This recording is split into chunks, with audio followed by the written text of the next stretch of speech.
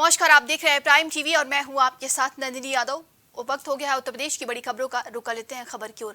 खबर गाजियाबाद से है, जहां कार्यक्रम में शिरकत करने पहुंचे प्रधानमंत्री नरेंद्र मोदी के मंच से जाते ही महिलाओं ने 2024 के लोकसभा चुनाव पर एक बड़ी बात बोल दी। महिलाओं ने प्रधानमंत्री मोदी को अपना आइडियल बताया और साथ ही कहा कि महिला सशक्तिकरण से लेकर महिलाओं की सुरक्षा प्रदेश के मुखिया योगी आदित्यनाथ प्रधानमंत्री मोदी के नेतृत्व में हर महिला को सम्मान दिया जा रहा है। महिलाओं ने प्राइम टीवी से बात करते हुए बताया कि 2024 लोकसभा चुनाव में फिर से प्रधानमंत्री मोदी जीतकर आ रहे हैं।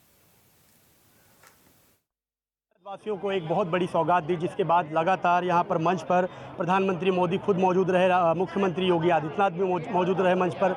जो रैपिड रेल यानी कि जो रैपिड रेल यहां से बात करें हमारी दिल्ली से चलकर सीधे मेरठ के लिए जो बनाई गई है, 17 किलोमीटर का कॉरिडोर अभी तक तैयार हो गया है, जिसका शिलान्यास प्रधानमंत्री मोदी द्वारा किया गया है। हरी झंडी दिखाकर ट्रेन को रवाना किया। हमारे साथ कुछ महिलाएं मौजूद हैं। महिला सशक्तिकरण की जब बात आती है तो महिलाओं को सबसे आगे किया जाता है। प्रधानमंत्री मोदी खुद महिलाओं को आगे लेकर एक जीप के जरिए मंच तक पहुंचे, उनसे बातचीत करें किस तरीके से महिला सशक्तिकरण को देखा जा रहा है। प्रधानमंत्री मोदी की तरफ से लगातार बढ़ावा दिया जा रहा है, महिला सशक्तिकरण हो चाहे पिंक बूथ हो, किस तरीके से देखते हैं इस पहल को? ये तो प्रधानमंत्री जी का बहुत बड़प्पन है कि जो महिलाओं को लिए सौगातें दे रहे हैं, वो कहीं ना कहीं बहुत अच्छे से हम लोग हमारे जो रूरल इलाके की बहनें हैं वो उसे स्वीकार भी कर रही हैं, चाहे वो शौचालय के रूप में हो, चाहे वो सड़कों के रूप में हो, चाहे आज वो रैपिड एक्स ट्रेन के रूप में हो। ये जो ट्रेन बनाई है ये महिलाओं को कहीं ना कहीं समय के बचत के साथ साथ एक उनकी आर्थिक बचत को भी उन्होंने कहीं ना कहीं सराहना किया है, क्योंकि महिलाएं एक ऐसी महिला होती है जो घर पर भोजन बनाती है, फिर दफ्तर जाती है, तो समय के बचत का बहुत ज़्यादा इसका उपयोग कर सकेगी महिला।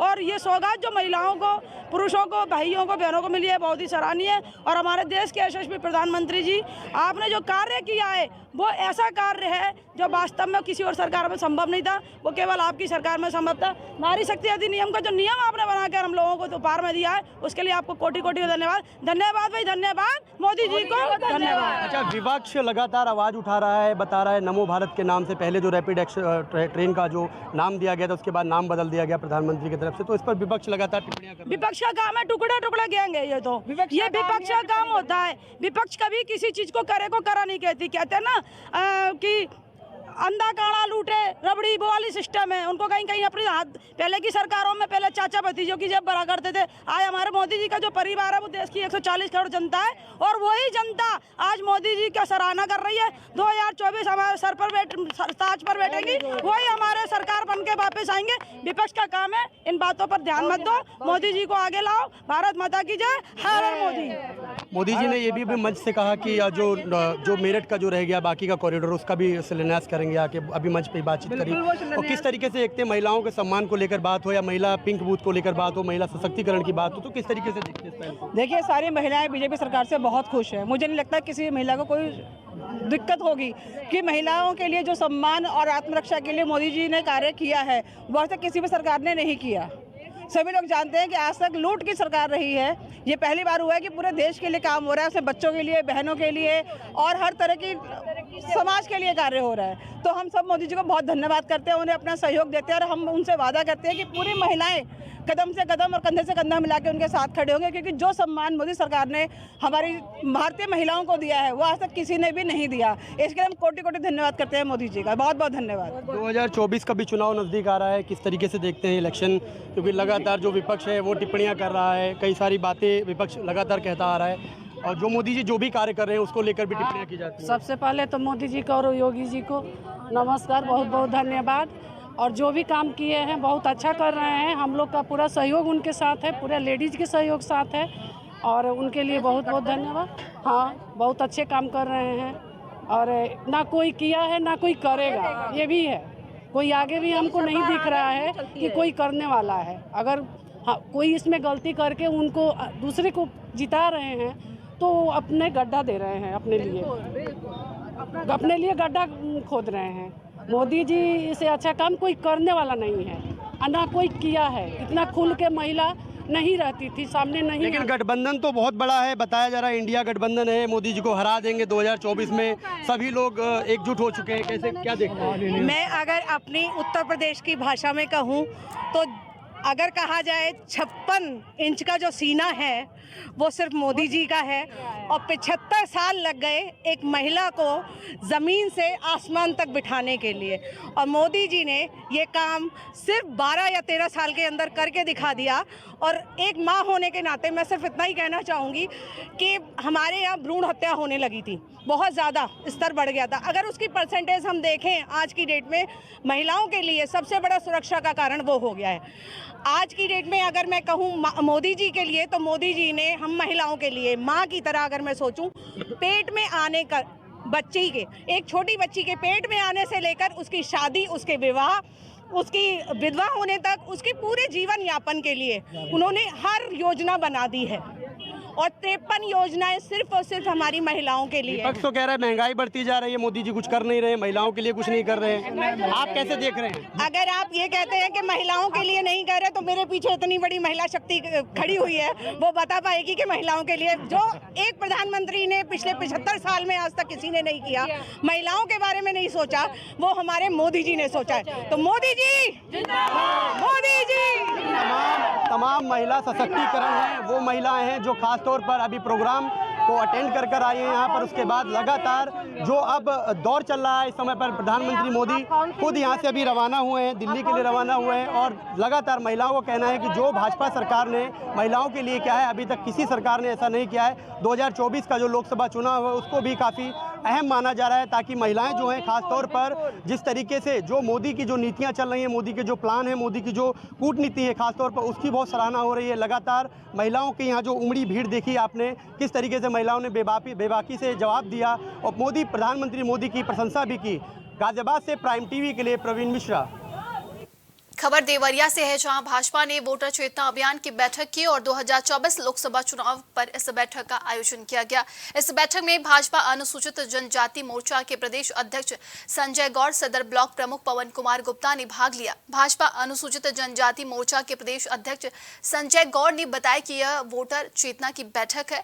वोटर चेतना अभियान पूरे जनपद में चलाया जा रहा है। वोटर चेतना के तहत हर बूथों पर हमारे पदाधिकारी जाकर जिनका नाम सूची में नहीं है उसे बढ़वाने का काम करेंगे।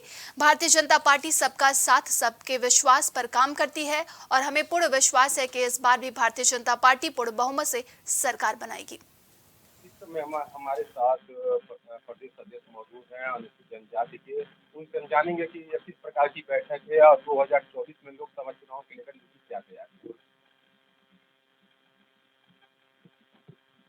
आज देवरिया जनपद में भारतीय जनता पार्टी के प्रदेश के और क्षेत्र और जिले के मंडल के पदाधिकारी हमारे साथ हैं। साथ में हमारे आदरणीय पिंटू जायसवाल जी ब्लॉक प्रमुख जी हैं, और साथ में माननीय मंत्री हमारे नीरज खरी जी हैं, और हमारे वरिष्ठ नेता आदरणीय संपूर्णानंद जी हैं, और मोर्चे के जिला अध्यक्ष अपने राजू जी हैं, ये प्रकाश शाह जी हैं जो प्रदेश मंत्री हैं मोर्चे के, और वसंत देव जी हैं जो प्रदेश के क्षेत्र के उपाध्यक्ष हैं। हम सभी ने इसलिए बैठक किया है कि निरंतर कभी भी कोई भी चुनाव होता है तो उसमें मतदाताओं की अहम भूमिका होती है। मतदाता ही चुनाव को जिताता है, मतदाता ही चुनाव को हराता है। यहाँ तक कि मतदाता एक जो भी प्रत्याशी लड़ता है चुनाव, वो एक वोट कम करने से तो चुनाव हार जाता है, एक वोट अधिक होने से चुनाव जीत जाता है। निश्चित तौर पे मतदाता की अहम भूमिका चुनाव में होती है, और मतदाता के बगैर चुनाव नहीं हो सकता है, क्योंकि वही सरकार बनाता है। आज हम सब मतदान वोटर चेतना अभियान के माध्यम से भारतीय जनता पार्टी कार्यक्रम को आगामी अभियान के तहत बढ़ाते हुए अपने पूरे जनपद में प्रदेश स्तर पे यह अभियान को चलाने का काम करेगी, जो अभी आयोग द्वारा 27 अक्टूबर को सूचना जारी होने वाला है। जो हमको पत्र मिल जाएंगे 27 तारीख को, उसके माध्यम से हम सभी बूथों पे जाएंगे, हमारे पदाधिकारी जाएंगे, और मतदाता को बढ़वाने के लिए जो हमारे 18 साल के बच्चे हो गए हैं उनका नॉमिनेशन आगे बढ़ेगा, और जो हमारे बीच में नहीं रहे, जैसे गोलकवासी हो जाते हैं, चाहे कोई उठ के यहाँ से दूसरे जगह दूसरे प्रदेश में जाके शिफ्ट हो जाता है, तो उनका नाम निकलवाने का काम करेंगे और नाम जुड़वाने का भी काम करेंगे। जो बहुएं हमारे घर में नहीं आती हैं, तो हमारे परिवार की मेंबर होते हैं, उनका यहाँ से व्यवस्था हो जाता है और यहाँ की मतदाता हो जाती है। उस प्रकार से उनको जुड़वाने का, और जो भी लड़के 18 वर्ष के हो गए उनको जुड़वाने का, इस प्रकार से मतदाताओं को इस बार हम लोग बढ़ाने के प्रयास करेंगे, जिनका अहम भूमिका 2024 के चुनाव में होगा। और 2024 में निश्चित तौर पे हमारे मतदाता भारतीय जनता पार्टी के पदाधिकारियों के तहत बढ़ेंगे और हम पूर्ण बहुमत में फिर से सरकार केंद्र में बनाएंगे। सर, एक सवाल, जैसे जैसे चुनाव नजदीक आ रहे हैं, अनेकों प्रत्याशी मैदान के अखाड़े में आ जाते हैं, लेकिन चुनावी जो रणनीति होती है, वादे होती है, वो कहीं ना कहीं खोखले भी दिखाई देते भारतीय जनता पार्टी जो चुनाव समय अपना वादा की थी उसको पूरा की है। जो पूरा नहीं हुआ है, अभी प्रधानमंत्री आवास योजना के तहत माननीय प्रधानमंत्री जी ने यह वादा किया है कि 2024 तक सभी के आवास, जो गरीब परिवार के लोग हैं, उनको बीपीएल सूची में आते हैं, उनको मिल जाएगा। ऐसा निश्चित तौर पे मिलेगा। उन्होंने जल और नल के माध्यम से स्वच्छ जल उनके घर तक पहुंचाने का प्रयास किया है और शौचालय भी देने का काम किया है। उज्ज्वला योजना के तहत गैस सिलेंडर देने का काम किया है, विद्युत कनेक्शन का देने का काम किया है। इस प्रकार से बहुत सारे योजनाएं भारतीय जनता पार्टी की तरफ से, सरकार की तरफ से चल रही है प्रदेश में और देश में।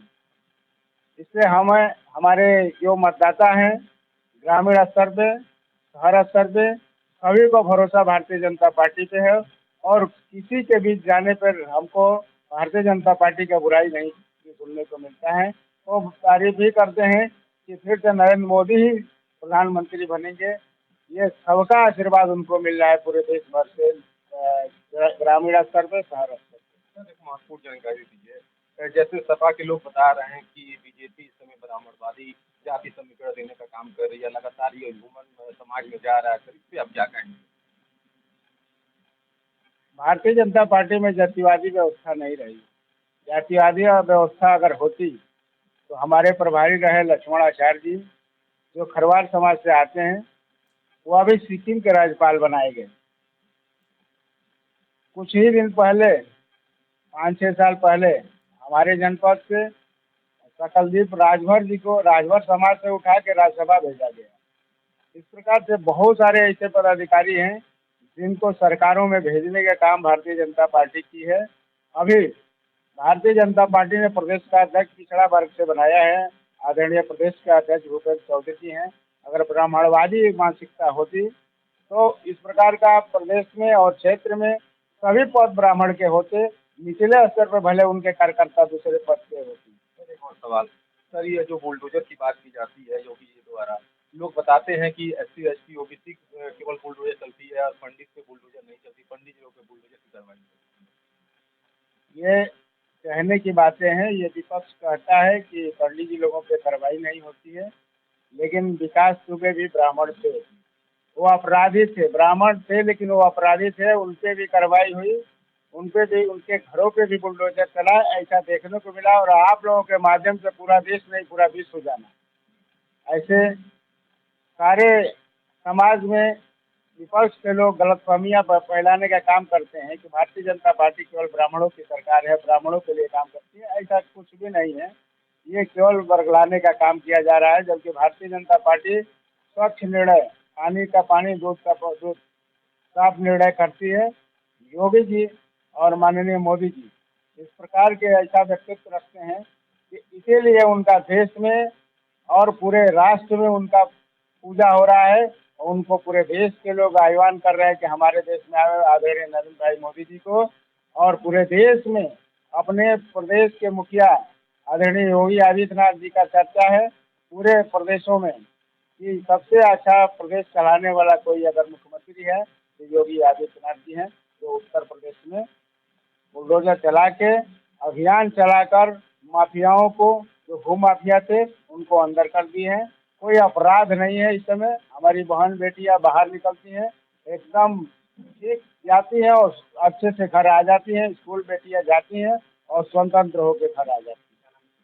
डॉक्टर संजय गौड़ नाम है, मैं जनजातीय मोर्चे के भारतीय जनता पार्टी के प्रदेश का अध्यक्ष। यह संजय जी थे जो जनजाति के प्रदेश अध्यक्ष हैं और भाजपा के प्रदेश अध्यक्ष हैं। उन्होंने साफ तौर पर बताया जो ये अफवाहें उड़ाई जा रही है कि पंडित परिवार में काबा की बुलडोजर नहीं चलती है। यहाँ साफ तौर पे यहाँ इनका कहना है कि विकास दुबे पे भी बुलडोजर चला था, तो वो भी एक ब्राह्मण समाज से आते थे। कहीं ना कहीं ये जो ह्यूमर फैलाने का काम किया जा रहा है, जो फतेहपुर मामला चल रहा है, आप लोग जान रहे होंगे, जहाँ 6 लोगों की निर्मम हत्या की गई थी।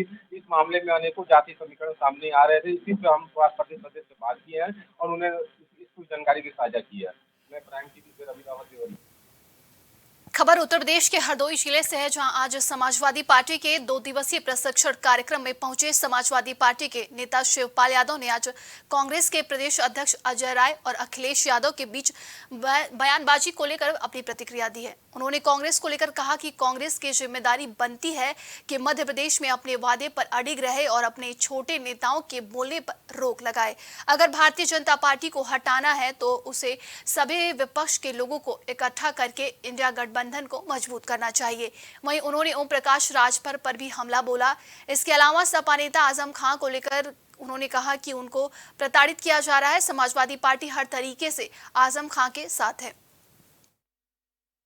कांग्रेस को इन छोटे नेताओं पर रोक लगाना चाहिए। अगर इंडिया गठबंधन को मजबूत करना है और भारतीय जनता पार्टी को अगर हटाना है तो सभी विपक्ष के लोगों को इकट्ठा करके इंडिया गठबंधन को मजबूत करना चाहिए और तभी भारतीय जनता पार्टी हट सकते हैं।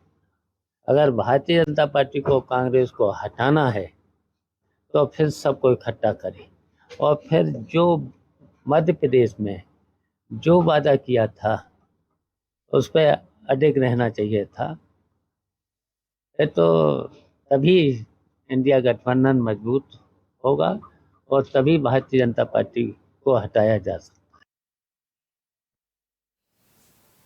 अब खबर औरैया से, जहां इस समय समाजवादी पार्टी के राष्ट्रीय अध्यक्ष अखिलेश यादव और कांग्रेस में जुबानी जंग छिड़ी हुई है, जहां पर समाजवादी पार्टी के राष्ट्रीय अध्यक्ष अखिलेश यादव ने कांग्रेस के वरिष्ठ नेता को अपशब्द कह डाले। वहीं कांग्रेस भी पीछे नहीं हट रही है। अब कांग्रेस के नेता भी अखिलेश यादव पर निशाना साध रहे हैं। वहीं उत्तर प्रदेश के कांग्रेस के प्रदेश महासचिव अंशु तिवारी ने अखिलेश यादव पर निशाना साधते हुए कहा कि अखिलेश यादव को अहंकारी हो गए हैं और मुझे बड़ा दुर्भाग्यपूर्ण लगता है कि उत्तर प्रदेश के ऐसे बड़े सूबे के मुख्यमंत्री रहते हुए एक बहुत ही बड़े ओजस्वी नेता रहे हैं, मुलायम सिंह यादव जी के पुत्र हैं। अखिलेश यादव ने इस तरीके के शब्दों का प्रयोग किया, ये इनके अहंकार को दर्शाता है। मुझे बड़ा दुर्भाग्यपूर्ण लगता है कि उत्तर प्रदेश ऐसे बड़े सूबे के मुख्यमंत्री रहते हुए और एक बहुत ही ओजस्वी नेता रहे हैं, उत्तर प्रदेश के मुलायम सिंह जी के पुत्र हैं वो, और इस तरह के शब्दों का जो उन्होंने प्रयोग किया है वो उनके अहंकार को दर्शाता है। दोनों में अंतर है। देखिए, राजनीतिक शिष्टाचार होता है और शब्दों का भी हमें लगता है संयोजन राजनीतिक सोच के साथ करना चाहिए। एक तरफ वो परिवार की बात कर रहे हैं कि अभी गठबंधन परिवार बनाएंगे और दूसरी तरफ किसी को छोटा और बड़ा आखिरी की कोशिश करते हैं। खबर प्रयागराज से है, जहां जनपद के फूलपुर तहसील अंतर्गत सराइनत क्षेत्र चौबे तालाब निवासी रामचंद्र यादव का आरोप है कि कई पुश्तों से सार्वजनिक रूप से चले आ रहे रास्ते पर दबंग जबरदस्ती कब्जा कर रहे हैं। वहीं जब रामचंद्र ने इसका विरोध किया तो दबंग विवाद करने पर उतर आए। वहीं पर रामचंद्र ने बताया कि मामला लड़ाई झगड़ा तक पहुंच गया, जिसमें दबंग और उनके परिवार के दर्जनों लोग लाठी डंडे लेकर जबरन निर्माण कार्य करने का प्रयास कर रहे हैं। मामले की जानकारी पर थाना अध्यक्ष ने राजस्व टीम के निरीक्षण करने के बाद निर्माण करने के लिए कहा है। सर, बहुत पुराना रास्ता है, मुझे 2-3 पीढ़ी बीत चुकी।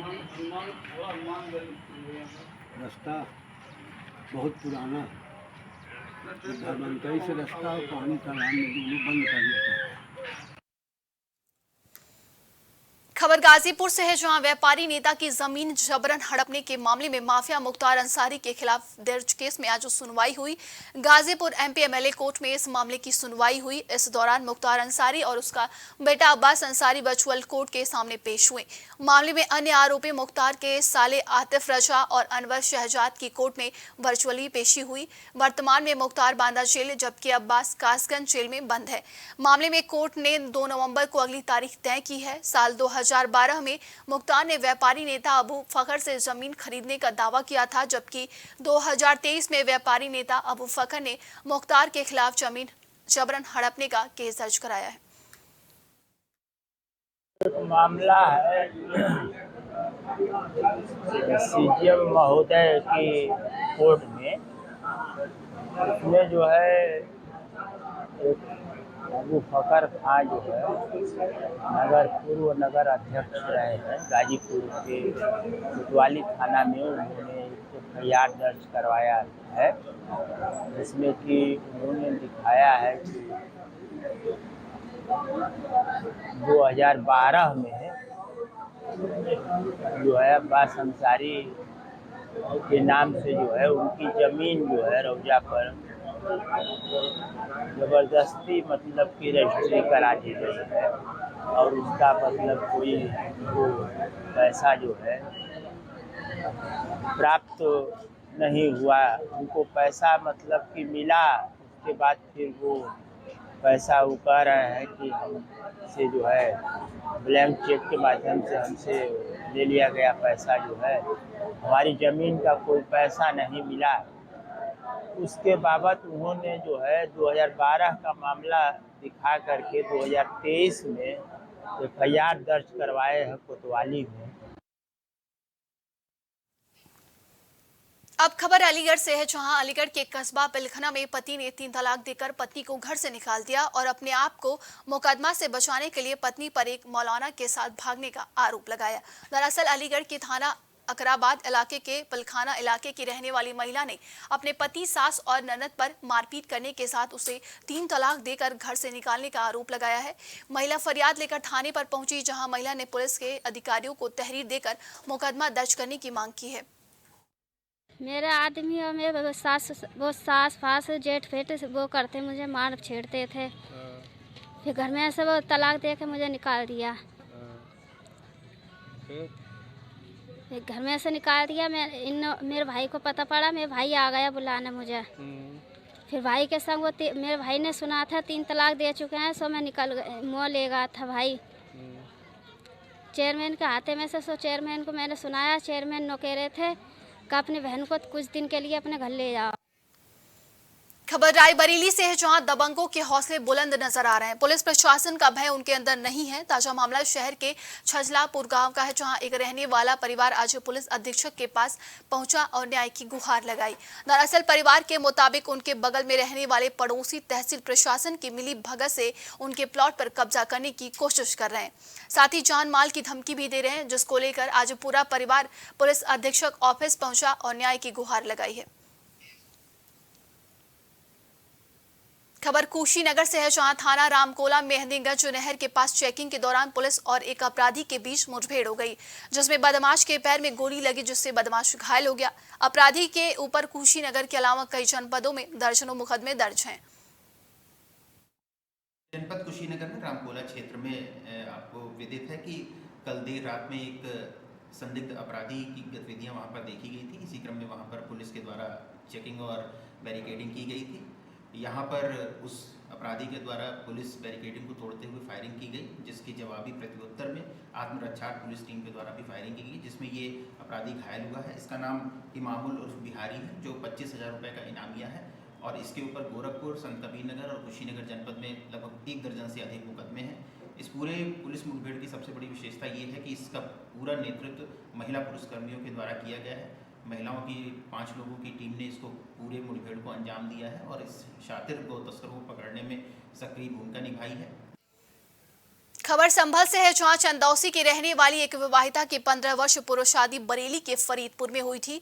महिला का आरोप है कि उसका पति नशा करके एक दिन पूर्व पालिका अध्यक्ष पति डॉक्टर ताहिर को लेकर घर आया और ताहिर ने गंदी नीयत से मेरे साथ गलत हरकत करने की कोशिश की, जिसके बाद ताहिर ने मुझे फोन पर गंदी गंदी गालियां दी। महिला ने कई अन्य लोगों के भी नाम घटना में बताए हैं, जिसमें महिला का पति जुनैद अंसारी भी शामिल है। महिला का आरोप है कि जब आईजी जोन से शिकायत की तो उसके तुरंत बाद डॉक्टर ताहिर और जुनैद अंसारी ने मेरे ऊपर और मेरे भाइयों पर ही फर्जी एफआईआर दर्ज करवा दी। फिलहाल उच्च अधिकारियों के आदेश के बाद दबंग आरोपियों के खिलाफ फरीदपुर थाना में एफआईआर दर्ज हो गई है। खबर बहराइच से है, जहां जुमे की नमाज और दुर्गा पूजा को लेकर प्रशासन अलर्ट रहा। एसपी प्रशांत वर्मा ने भारी पुलिस फोर्स और आरएफएफ बल के साथ रूट मार्च किया। शहर के प्रमुख चौराहे, मार्गों और भीड़भाड़ वाले इलाकों में भी रूट मार्च किया गया। रूट मार्च के दौरान एसपी के साथ कई थानों की फोर्स और आरएएफ बल मौजूद रहा। आज के लिए उत्तर प्रदेश की खबरों में बस इतना ही। देश और दुनिया की तमाम खबरों के लिए आप देखते रहिए प्राइम टीवी।